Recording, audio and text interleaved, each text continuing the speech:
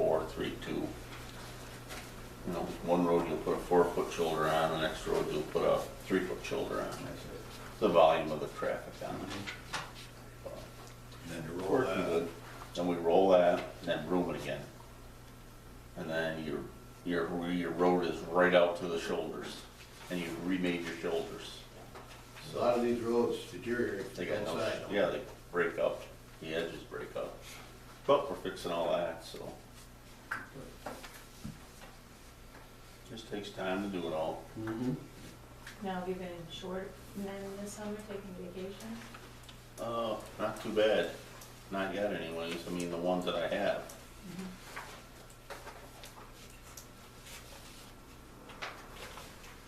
Well, Trevor, I can read this just fine now.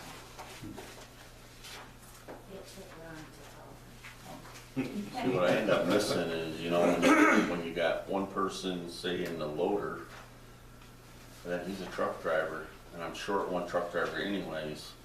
So then you're doing a lot of sitting and waiting. That's what you heard me.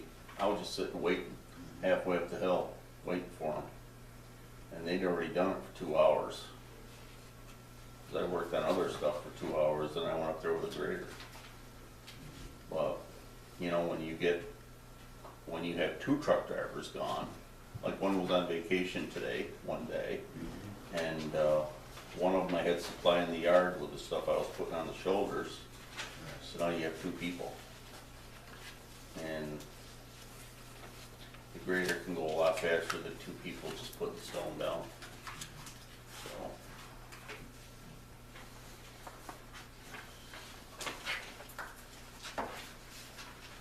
Well, you haven't had to battle too much rain this summer anyway.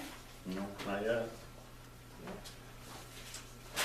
A couple times it has rained, all the ditches handle everything. I mean, I took off and went on the 2 roads that we just done.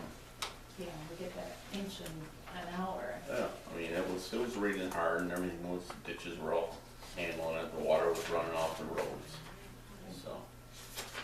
Say we got more work to do on Abbott Road, we gotta put 2 more layers of stone on it, and then we gotta go around and do the shoulders and some driveways. But I don't wanna go over there until we get the final height of the road done. But that's a lot better. Guy stopped yesterday and complained about cars driving too fast on it. Old Don, you know him?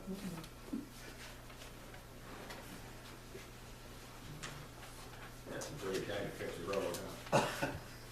Yep.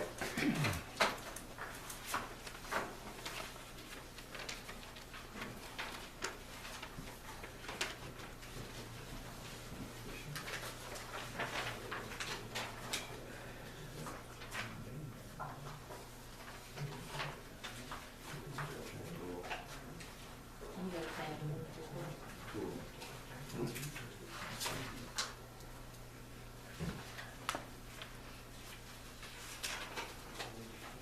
Pretty good supply reports here.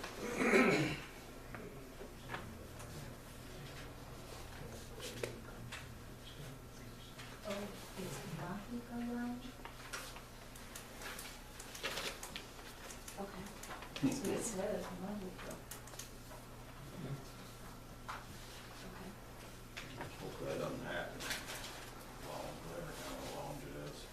Well, my daughter said she's been to one. I know. She said it's a Middle Eastern social type thing.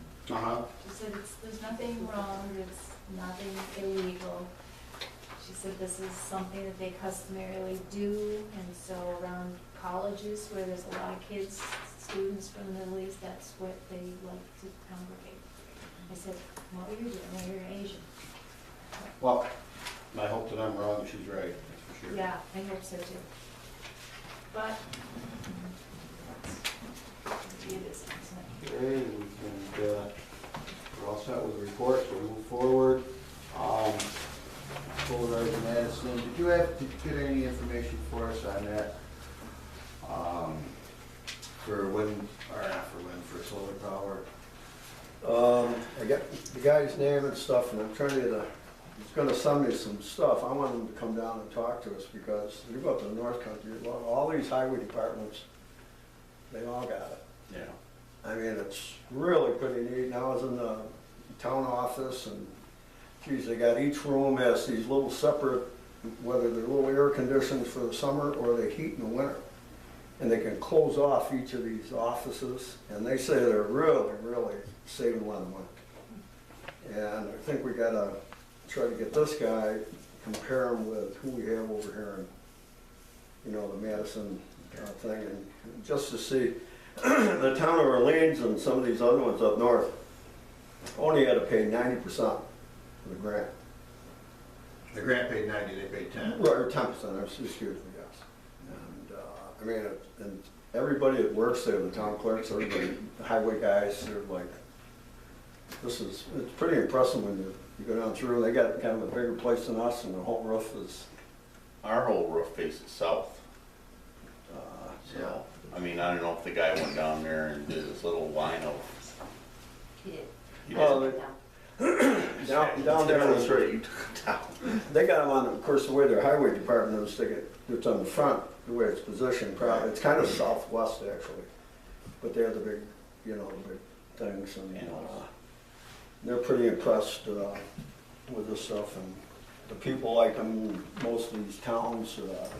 Yeah, I mean, it's really worth having we somebody should- come down and talk to us about it. Yeah, I think we should meet with him. I know if he could come down at night, or if, you know, if he won't for a regular board meeting, we can have a special workshop or something and meet with him some afternoon. And just get the figures and things like that. But it was pretty interesting to be there and see all, you know, all this stuff. But anyway, yeah, if you can kind of keep pushing along on that, it'd be good if, you know, we can set something up to meet with him. As far as the noise and stuff, I got quite a few pages from, that they printed for me. And they do a little bit different than we do. I mean, they don't have the ordinances, they have a thing that's going into a land use plan. And here's abandoned, unused vehicles. They're redoing the noise right now, so they couldn't really give me the thing. They are also, like we are, they're redoing their wind thing. They don't have any windmills, but they're in the process of setting up the way they want this done, even though they don't have any windmills. So, I mean, they told me that they keep in touch, and as they go forward, they'll print. Okay. And, I mean, it's really, I mean, it goes right down into trailer parks and mobile home parks. I mean, they gave me quite a thing, campgrounds, what you can do and can't do. And so, I mean, that's for anybody who wants to take a look at this. And All right, good. well, we're kind of working along, you know, Sounds good. We did get a letter, you see it in your packet there, from an individual down in Salisville, and noise. They would like to see us have a noise ordinance. I do have some friends in the city one night, and they're gonna give me a copy of their ordinance. So, plus Vernon, I'm getting one over there, but these other people were in the process, they're rewriting things kind of like what we're doing. Yeah. So, just gotta wait on some of these things. Okay. But I think as far as that lady, I mean, they have the sheriff's department there 15 times and nothing's happened. I mean, the only thing I could suggest to her would be contact the DA's office. And I remember years ago when people were having a problem over in the town of Eaton with a shooting. And they ended up going through the DA's office to go after these people, and they finally ended up, they arrested them. I mean, maybe that might be an avenue for her right now versus, Yeah, I think. I don't know really what to say. I mean, that they have to, I mean, I wouldn't want these people up all night, you know. Right. They're ready to shoot. I don't know what to do. But, I mean, something's gotta be done. I mean, Yeah, and I'm not sure all the details, you know, on this, but I can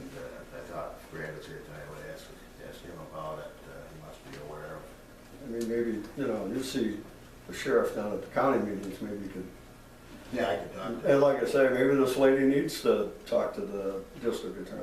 Bill Gaber's a good guy, I mean, he'll listen to what's going on. Yeah, I can talk to Al Tuesday and see what, Kind of amazing, 15 times and nothing was done. I mean, that don't look good, so, but you know who these people are. yeah, it went down. Yeah. So I don't know. You know, I'm sure they kept a lot of people up when they had their business going too. So I don't know what the That's whole a story. Suggestion, Yeah. so, Yeah. I mean, if she contacts you, maybe you want to recommend it, I don't know. Yeah. See what happens. Yeah, I'll talk to Al. See what it is. Tent inspections, that went well. We had Jeff and myself. We met some of the people, the promoters. Jeff's gonna go down there this year and just walk through the tents and get an idea of what they need to do to be in state compliance type thing. But this year there'll be no fee or anything like that, and then, you know, another year we'll be able to go down through and charge them for the inspection, so.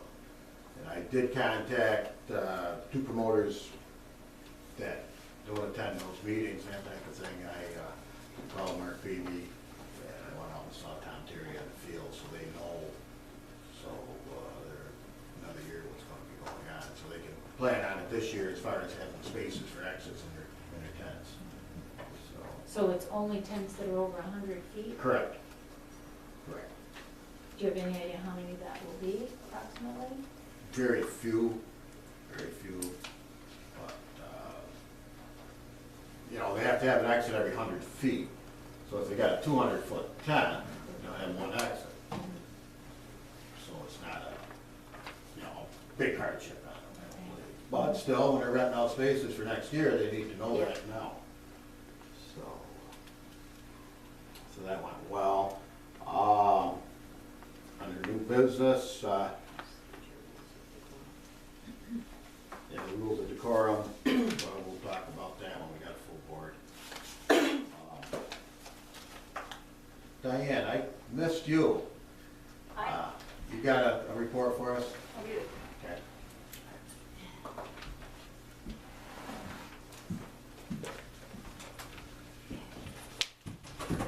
Well, I'm happy to see that.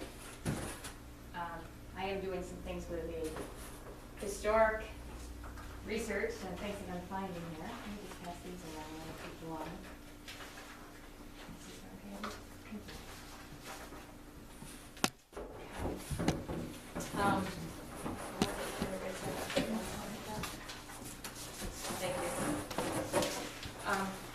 This is just a small example of what I've been doing for the town of Madison for display. I focused on the Civil War and what part our men played in it, and women, believe it or not, that dressed as men.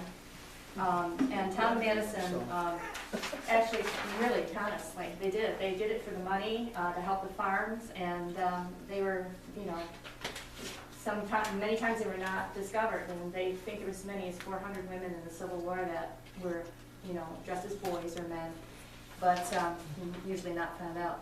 But anyway, this was on display last year at the Archives Day in Wamsville, and I also had it up at the Madison County Fair. But we also had those big panels that you helped me with so many times, and we had 8 of those panels up with a whole lot of information. So there's a lot of stuff, and we have those at the Historical Society now. So I thought maybe I would put it up on the table. Actually, Andy, would you mind that? And then people can see it. So that was at the Madison County Fair. We won second prize for the big panels, which was kind of cool. I didn't know there was any prizes out. It's a red ribbon. I work hard for my money. But we had also a historic marker dedication in May on Steve Dahl's land on Route 12B, and we were able to get a grant from the William G. Pomeroy Foundation, and that paid for it completely, and Ron Neff donated the post. So he happened to have a galvanized pole there, so he has a few more, so we'll have to keep going on the markers, I guess. And the town highway department agreed to install it, and they did a good job on it, and it looks really great in front of an evergreen tree. We had a big dedication.